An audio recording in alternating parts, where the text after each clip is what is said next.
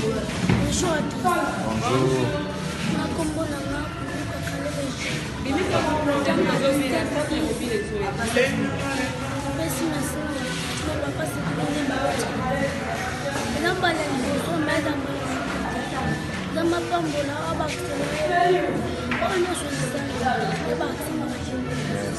Pour assister ces jeunes garçons,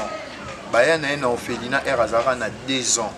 mais les lots a commis grand garçon. J'ai été là récemment, les lots Nazongi, ces petits Azaraki Bouete, il fait que perdre kilo.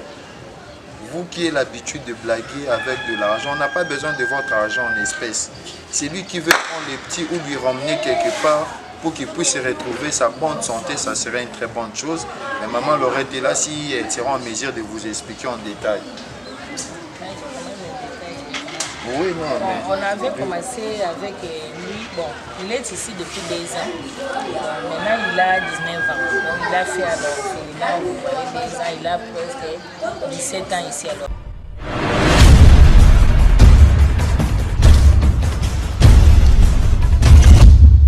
Merci beaucoup chers amis, chers abonnés de Emergence One Télévision, la chaîne qui vous informe en temps réel. Nous vous informons sur toute l'actualité du pays, sur toute l'actualité du monde entier également. Vraiment, nous sommes là pour vous informer car vous informer, c'est notre devoir. Un grand merci à tous les abonnés. Vous êtes disséminés à travers le monde entier, partout dans le monde entier. Bozan à Paris, Bruxelles, Allemagne, Belgique, Hollande, partout dans le monde entier. Nzambe Azanabino, Abatelabino. Je suis Tariq Ngango, le richissime journaliste à Nzambe. Un grand plaisir pour moi de vous présenter cette grande émission qui est Culture à la In. Culture à la In. Aujourd'hui, dans Culture à la In, une nouveauté. C'est-à-dire une chose inédite. Inédite, c'est-à-dire Marambo, non, Bomonati, Nakacha, Culture à la In. Dans Culture à la In, aujourd'hui, nous allons parler de la fondation Ngasaki Lisungi. Ngasaki Lisungi, une grande fondation qui aide les Osunga, vraiment, les personnes les plus démunies, les orphelins, les handicapés, vraiment, Ngasaki Lisungi, elle est là comme fondation pour soutenir tous nos partenaires, surtout en a conditions un peu moins cher par rapport à Bisso. Vraiment, je dis un grand merci à Balandinho, surtout vous avez disséminé à travers le monde. Sans plus tarder, j'ai demandé à mon caméraman Ephraim Kaimbe à fond, déjà chant, le président, le représentant numéro 1 et puis le représentant légal du fondation Ngasaki, la fondation qui porte son nom. Il est là avec moi. Bonjour monsieur Cédric Ngasaki. Bonjour Tariq Ngango, mon très cher ami de longue date. Je tiens à signaler à tout le monde, c'est un ami. Et j'ai fini ensemble à IFASIC 2015. C'est vraiment un journaliste de formation et puis il est en train de le mettre en métier, à qui j'ai dit bravo parce que j'attends trop parler de vous. Merci beaucoup Cédric Ngasaki. Comment vous portez la santé, comment vous allez? Ah oui, hein, ça va tout doucement, on tient les coups. Moi bilingue, toi tu es trop plus français,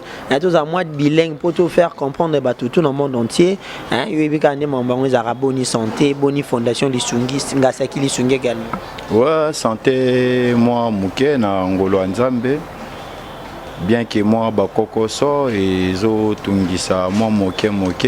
Mais comme Nzambe Azana Nabo Moyi, Tozana Elikia, Lobi Rosala Malamu. Lobi Rosala Malamu, c'est ton slogan. Slogan nous attend union sur Lobi Rosala Malamu. Ah oui, na Lobara Lobi Rosala Malamu par rapport à soubassement. Bisomoro Bakote Toruta, Otali qui est fort exaté, Sipor exaté, Oza héritier. Nzambe wana zo bundisa okaka na betap nyonso zoleka lobioteka kimai lobi wana Tariq ngana yebisa bato balanda biso mingi ermo batala balobaka jeune wana lingara la kisanini makambo nini asalaka nalanda bana bitike ponga mona yebi pasi wana. Tariq, on va parler de ça directement. Tokotana vive ya sujet na biso vive vraiment et loko na yo lokelo awa fondation Lisungi, fondation Ngasaki Lisungi. Parlez-nous un peu des fondations Ngasaki Lisungi. Le but principal de la fondation Ngasaki Lisungi c'est quoi? Parce que Nganazarana yona mona va descendre tout ça sur terrain. On va essayer de parler dans tout ça dans émission Oyoma. Premièrement, parle-nous de Ngasaki Lisungi. Bon, en fait, Ngasaki Lisungi, le Ngasaki là c'est mon nom. Oui. Et du coup, j'ai un frère au Nalandi, c'est un pasteur, il vit à Londres. Et avant tout, à qui j'en profite pour dire un grand merci à Madame Lena Bokwala ou Teji. tokomi na makanisi ya kosangisa toyeba soki tokosala nini mpona ya fondation bon namonaki mpona epesa bato kokoso mingi te yango moninga mona alingaki napesa fondation Ngasaki et puis kulut nanga on a landi à qui je salue en passant le pasteur David Faya ayebisi ngai te eza eloko moko boye oyo tozokanisa ndenge nzambe akolisa biso moi 10 francs 20 francs soki tobombi tokendaka kotikelaka bana wana nga na kosepela mingi otya na suka lisungi nde omoni ekenda Ngasaki lisungi bay FNL voilà donc bayebanso oyo balaka na susi to mpe kokoso lisungi voilà donc na bino bayebo kolanda biso bao bazaka suivant na besoin à aider akanisela bana lisungi nanga ona koopesa yango nani to tombe kaka na lisungi. Nous allons illustrer les images ya ba descendre sur terrain Ngasaki Cédric ngapene loko sala nga souci pe mawa na mona yo olokoti mwana na balabala babwaki mwana omemi na hôpital général de Kinshasa mama yemo ex mama yemo na propre frère na yo traité mwana wana malheureusement l'enfant a été décédé paix à son âme. Ba motivation na c'est dû à quoi? Bon motivation wana karande na ocho ebisa yo au départ omoni kosunga to pe ko kanisela bana bitike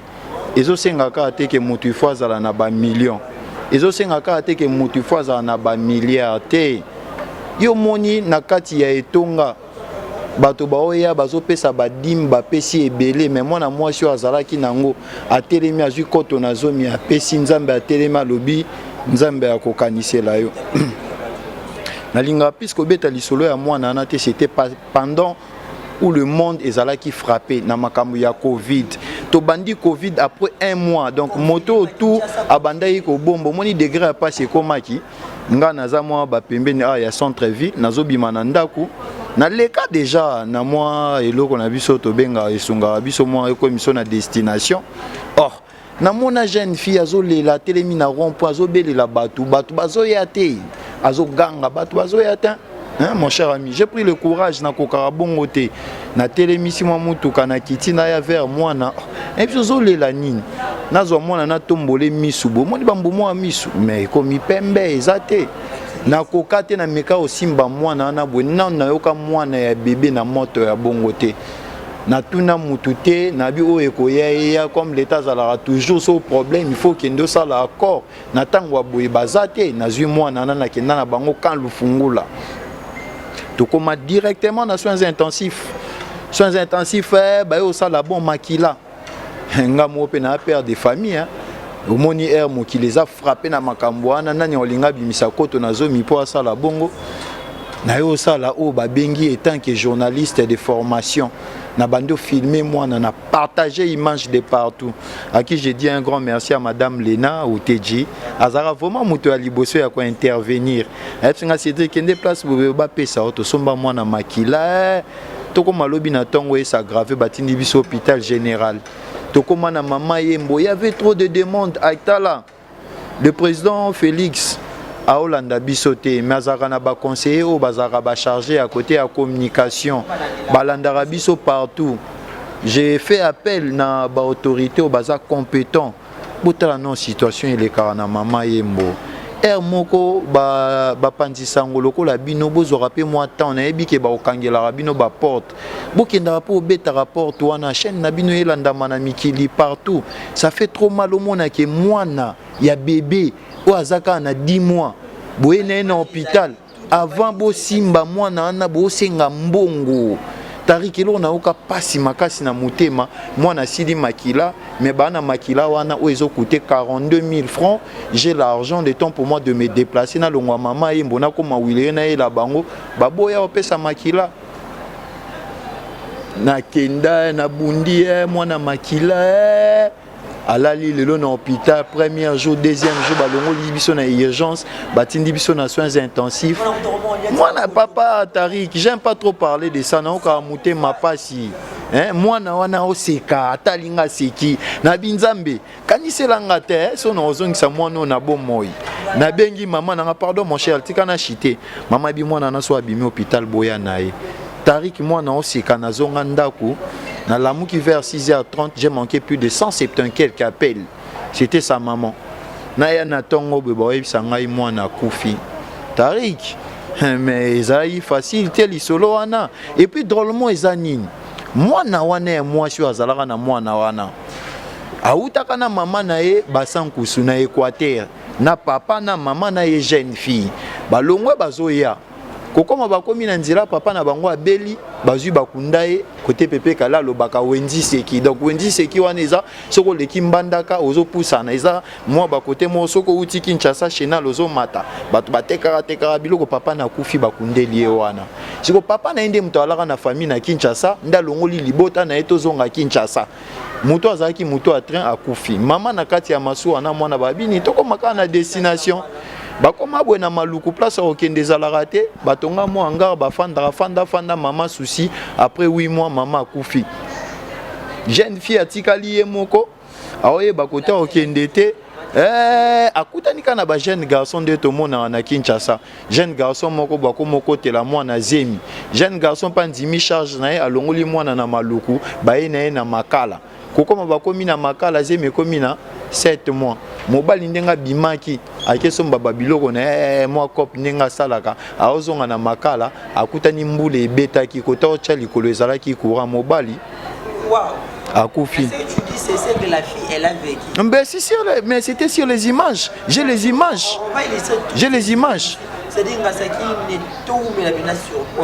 oui. Maintenant, je voulais parler par rapport à la descente sur terrain. Comment dernièrement, tu as descendu sur terrain au lokota qui moi na babouaki. L'isola moi na ngono ne suka ki ndengeni. Bon, l'isolo ya mwana o babwaka ki bon comme fondation baebi tozala penda mingi na ba moyen ebelete tozala raso toyoki l'isolo likambu ce qui esenga biso to avancer to avancer mais so to moni que on se limite là nazana elika na Kinshasa Congo na monde entier bato imiter ma bazali kaka bato imiter mama bazanga raté ebele bakoko boya oui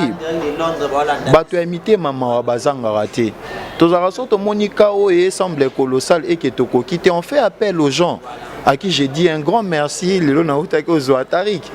tolongola bana bitike côté ba bengana bango une affaire il y a 56 personnes totongela bango banda kuna kinkole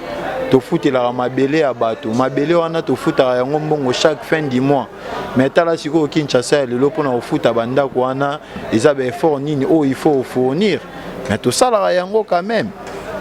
Mais naza na fondation naza président mais oh landinga naza vice-président naza na Londres à qui j'ai dit un grand merci au président Honda et Steve Takula na comité mobimba ya Londres pour na soutien na bino.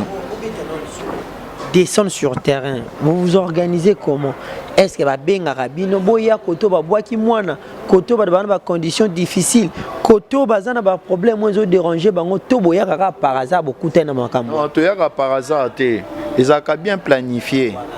Eza yo ozotambola bo monika moko bo eza mwana pasi makasi ya osala yango te. Otalati totindaka babilili na biso partout ezalaka toujours na habillage wana tolekisaka. Bon bolimbisa wana eza ba terme na biso ya communication habillage eza na se ya TV moi bande défilante wana le karawana. Voilà. Donc tu as toujours ba numéro mutu mususu azwa numéro akangi era omona mutu azwa na kokoso akobenga toujours papa tala to na mona rigini mama na ye abwaka ki pour abimi mutu munene wana eza malformation mwana botami nango alors mama wana na mobali na ye na butu ba meka ko forcer ba boma mwana babando buka mwana makolo babuki maboko babuki tout mwana okoka lisusu te bazui babwaki bakuti mwana bébé bon la meilleure des choses il faut que tu en contact na fondation tu en contact na biso to commis sur place totalitaire moana to signaler dans l'état to zu moana to memie to meki ko lancer appel de partout nzamba mala moya ko koya na mato ya première dame à qui j'ai dit un grand merci à maman Denis Niakeru aye ozwa charge à moana lelo moana il séjourne en Belgique je pense bien qu'il se comporte il se porte bien c'est grâce à vos efforts moi na qui Belgique à qui bena potaki liambala à qui je te dis vraiment un grand merci parce que je t'ai soutenu dans un autre union c'est pas ça qui maintenant pour na ba contact na bi que ba fondation ça na ba moyen mingité d'ailleurs je m'ai parlé ma bureau jusque là les bureaux étaient dotés mais ba bimisa ki bino na bureau ma moi trop beta non li solo sko bato baza bato ba soutenir bato ba soutenir biso hein bobo kaka mbongo na ba bisika oyebi ke zonga te bobo kaka mbongo esko bi ke na mabele moyindo ne ba lobe botambuma ba fondation lisungi mabele moyindo yangoyo expliquer nous ba partenaire ba tout ba Hollande partout dans le monde entier pour ça na yoza ni mambo parce que aux ana ba charge belé aux ana ba charge tellement belé je sais que nzamba resunga mambo eza toujours bien Tariq bato ba soutenir bato bazali na bango bato baya qu'on aide envers bato na babiloko bazali le plus grand problème eza nini bato ba salaka ba makambo o bien avant nde ba bebisa makasi yango mona bana bitike pe lelo ba comment souffrir makasi mutu moko bwazaka na Belgique azora mbongo na ye ya pasi azara na France azana famille azana libota na ye aokanisa ke ndenge nganzambe ya kolisa ngai soki nazwi mwa koto nazomi ona sangisi mwa bilambo na alai nango na tindela ya bana songolo na kotaka na en contact zo eloko ke ndokanisela bana image ekomate video ekomate eloko ekomate habiter les muso azalaki empêché asali yango premier deuxième troisième est-ce que mutu wana ozo sous courage asala yango donc bana bitike lelo bakoti en difficulté récemment j'ai reçu l'appel. Aujourd'hui, au moment où nous sommes en train de enregistrer, na Ophelina ya Kalembelembe sokoza en proximité à maison communale bana basali 2 semaines ba omela potopoto na mungwa omoi ba bloko toyoka ya kala donc maman moya mawaya katikeli bango saki ya semoule na tongo basali bango potopoto ba che mungwa ba meli na midi sécurité ici mais au revient même batu ba Hollande biso ba o bazana souci c'est pas seulement il faut passer direct par la fondation pour faire arriver ce que vous allez envoyer bokende na Ophelina en proximité à maison communale ya Lingwala ceux qui bokoti na autre zo appel na bango non pas la pédiatrie Ophelina ceux qu'on a commune maire ya Lingwala otali na ngambu bwezaka 109 na simanae azaka na Ophelina j'ai reçu leur appel président. Il y a de cela 2 semaines au bana bakoti en difficulté à Makasi. Moko auto obeli sazape na katiawa moyen ezate. Mais si on est na minute oyo, qu'est-ce que je veux faire mon cher ami? Je dois lancer l'appel. Na bato ba mitema, ta mitema ma bali mais batunde ba baby sa makambo to bande ko sala. Biso to kola na pasi, to yebi côté nzamba lokota biso, to yebi côté nzamba olinga mema biso. Alors on a nini to kangela ba oba oyoka pasi mutema bien que ba oba yaka basala mabe biso peto olobelaka bana bitike soki boyamba émission na limemia na kosenga bolimbisa ba ebanso batambolaka liboso na biso basalaka mabe parce que bana bazokota en difficulté oui to komi ba période ba fête décembre est passé. Na meki osala tourner na ngai ya Ronda Ville à Kinshasa, j'étais na plus au moins 14 Ophelina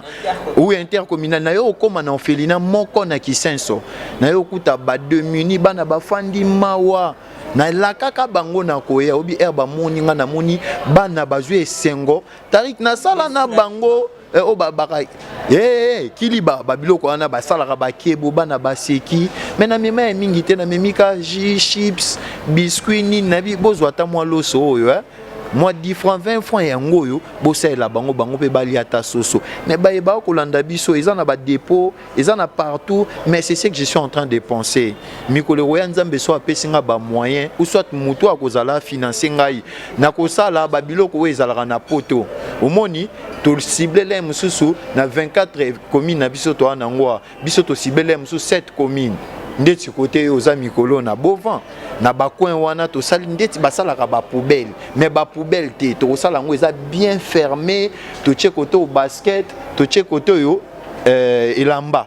to komi basala ngo pena na ba norme ndeza ba Hollande biso na poto ba yebi ezalaka na ba coin partout to tche fondation ngasaki lisuni yo muto moni oza na ndaku kiacho omoni ki olata lisusu te elamba yo moni ki olata lisusu te te baroyiba babiloko wana te soki baroyiba problème eza te Tariq bana bitiki oyo ka bana bitiki wana bazalaka na baboti na bango bakufa moto akengelaka bango eza Yesu o akufa po biso lelo to benga mabayenge bene basalaka mwana etike mabete revanche na ezalaka ya Nzambe hein oyoki te balobaka na Bible moto akaniselaka bana bitiki Nzambe abosanaka ete eloko oyo bato basangisi po totya ezala en probabilité ou bien na valeur esunga bana bitiki yo moni oyiba non ça va pas poser problème nous avons pas des moyens pour mettre garde moko atelema na vol pour toi. Et ça va biloko to sala mikolo koya. Merci beaucoup Ngasaki, je suis tellement et ça maintenant ozo bana mikota na pona yo ataka responsable de la fondation ma souffrance au monaka malheureusement on n'a pas plus de temps tout na ngonga mukie même basi matoya ozo lisusu pour bien parler pour plus parler ce moyen kozala on peut sa numéro contact ya fondation ici ba ozwa yo mo surtout pour na partenaire nde bazolanda biso batamitia malamba maman Carlos papa Carlos et Josine maman Sandra Ntumba depuis Londres bazoyoka Igor Fulume et Grace Fulume depuis Australie bazolanda pe biso Erika Fulume plutôt bazolanda pe biso bato baza partout ba maman Lanita la gabonaise ba maman Jolie Kwete ba maman Fanta Fofana basunga pe bato ne ba mesana sunga bato ba meka pe ko sunga fondation Ngasaki Lisungi numéro à contact et puis bah coordonner moi mingi ayo et ça la bien. Tous on a plus 243 89 67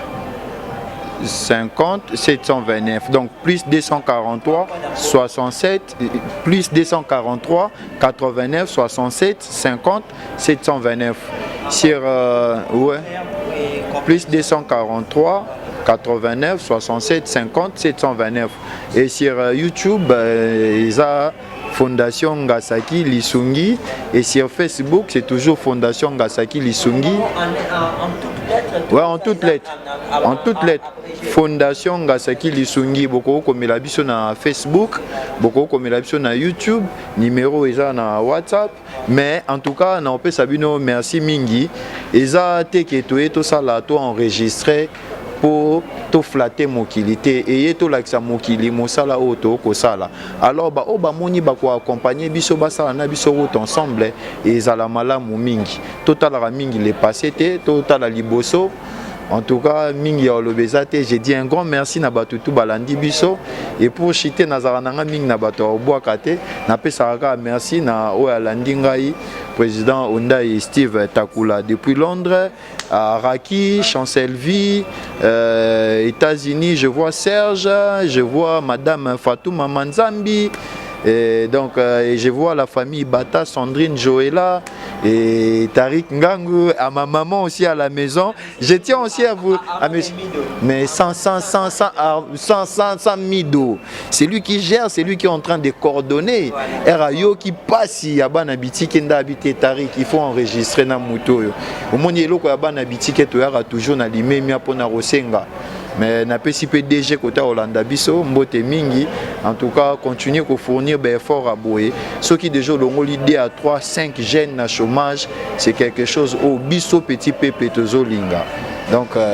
nzambe akanisela ya mingi merci. Merci beaucoup, un grand plaisir vraiment. Contactez Fondation Ngasaki Lisungi et que ça la bien talarara. Au cours de cette émission, vous allez voir les images ndenge bana alo azwa ki mwana na balabala qui est un hôpital mwanda tout beaucoup monde a vraiment c'est hasard pour s'enrichir na bambongo wana te yazana pour na resunga d'ailleurs il dépense de son propre argent pour na resunga vraiment to meka ko soutenir ba jeune ba ba initiative à boy c'est bien tous on a besoin tous en bon to no boire ba bisiko to yebi wana non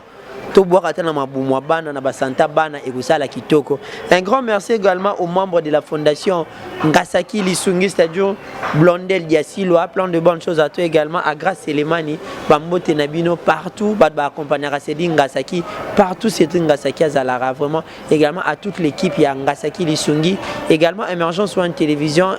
Ephraim Kaimete derrière la caméra, Arnaud Mido qui est également derrière la caméra. Merci à vous et puis à moi-même Tariq Ngango. Merci également à toi Cédric Ngasaki d'avoir répondu à notre invitation. Si ça n'est pas toi, ok, on se voit prochainement.